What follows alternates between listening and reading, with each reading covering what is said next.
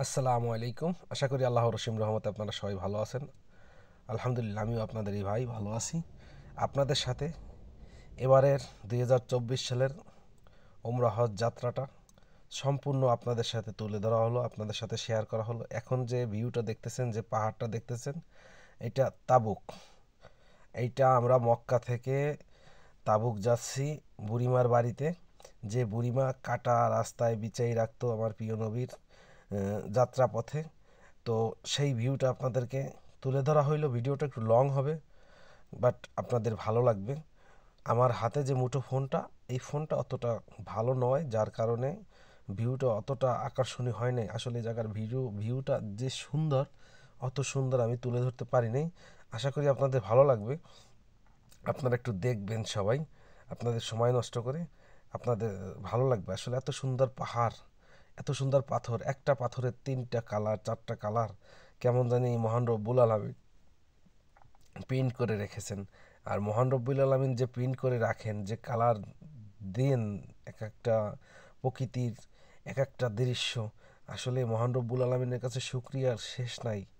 তো আশা করি আপনাদের ভালো লাগবে। দেখেন, আমি কিন্তু ওই যে বিল্ডিংটা দেখা যাচ্ছে ওখানে যাব। মানে আমি ধাপে ধাপে ধাপে ধাপে ধাপে ধাপে ঘুইরা ঘুইরা ঘুইরা ঘুইরা এই পাহাড়টার একদম শেষ প্রান্তে চলে যাব। মানে পুরা রাস্তাটাই এই পাহাড় নিয়েই গেছে। তো দেখেন, এই যে দৃশ্যগুলান, এগুলান সচরাচর কোনো ব্লগার উঠাইতে পারে না।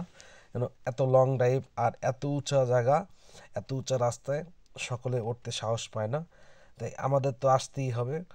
তো আমাদের যাত্রাটা মক্কা থেকে তায়েফ, তায়েফ থেকে আমরা আসব মদিনায়।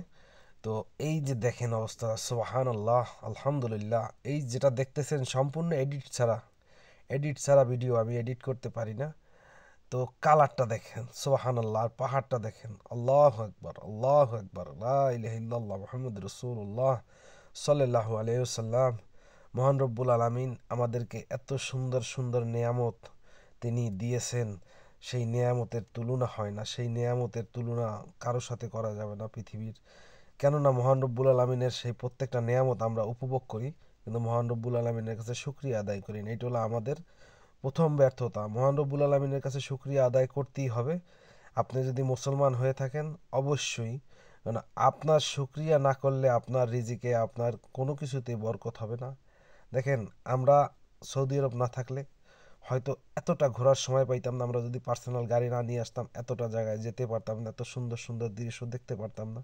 আমরা কিন্তু একটু টাকা বেশি যায়, খরচা বেশি হয়, তারপরেও পার্সোনাল গাড়ি নিয়ে ঘুরি। কারণ একটাই, সব কিছু দেখবো, সব কিছু উপভোগ করবো, কইরা আপনাদের সাথে শেয়ার করব। এখন বিষয়টা হলো, এইখানে এইখানে আমি যে দৃশ্যগুলো তুলে ধরছি, এটা কোনো ব্লগার তুলে ধরতে পারবেন না, কেন এখানে আসতে পারেন না। আর আমার কাছে যে এত সুন্দর লাগতেছে, আমি কিন্তু হয়তো ভিডিওটা কীভাবে করা লাগবে সেটা অতটা ট্যালেন্ট, আমরা কিন্তু একদম উপরে চলে আসছি। যে বিল্ডিংটা দেখাইছিলাম আপনাদের নিচে বসে, সেই বিল্ডিংটা কিন্তু এই আবার দেখলেন। অর্থাৎ আমরা তাবুক শহরের প্রান্তে চলে এসেছি। আশা করি আপনাদের ভিডিওটা খুবই ভালো লাগবে, আমার যেটা ধারণা। যদি ভালো লাগে, লাইক কমেন্ট শেয়ার করে স্বপ্নের গন্তব্য পেজের পাশে থাকবেন। আর নিত্য নতুন ভিডিও পেতে অবশ্যই আপনি সুন্দর সুন্দর কমেন্টে